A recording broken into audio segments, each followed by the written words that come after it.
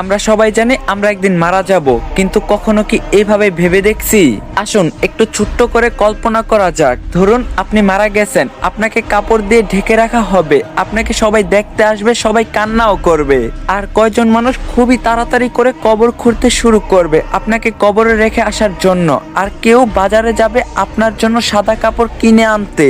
আর অন্যদিকে কেউ পানি গরম করতে ব্যস্ত আপনাকে শেষ গোসল করানোর জন্য। পানি গরম করে আপনাকে একটা খাটে শুয়ে গোসল করানো হবে। তারপর আপনাকে একটা সাদা কাপড় পরানো হবে, সাথে একটু সুগন্ধিও লাগিয়ে দিবে। আর ওইদিকে কবরও তৈরি হয়ে গেছে। এবার আপনাকে নিয়ে যাওয়া হবে জানাজার নামাজের জন্য। নামাজ শেষে এবার কয়েকজন মানুষ আপনার খাটটা কাঁধে তুলে নিয়ে যাবে আপনার আসল গন্তব্যের দিকে। কবরে নিয়ে গিয়ে দুইজন মানুষ আপনার কবরে নেমে আপনাকে খুবই আস্তে করে কবরে শুইয়ে দিবে। সাদা কাফনে মোড়ানো আপনার লাশের বাঁধন খুলে দিবে আর আপনার মুখটা বের করে দিবে। তারপর তারা উঠে আসবে আপনাকে একা রেখে। তারপর আপনার কবরের উপর বাঁশ বিছানো হবে ঢেকে দেওয়ার জন্য। এবার সবাই আপনার কবরে মাটি দিচ্ছে আর চলে যাচ্ছে।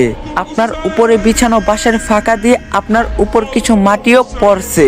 এবার মাটি দেওয়ার শেষে সবাই দোয়া করে চলেও যাচ্ছে সেই 3.5 হাত অন্ধকার কবরে আপনাকে একা রেখে।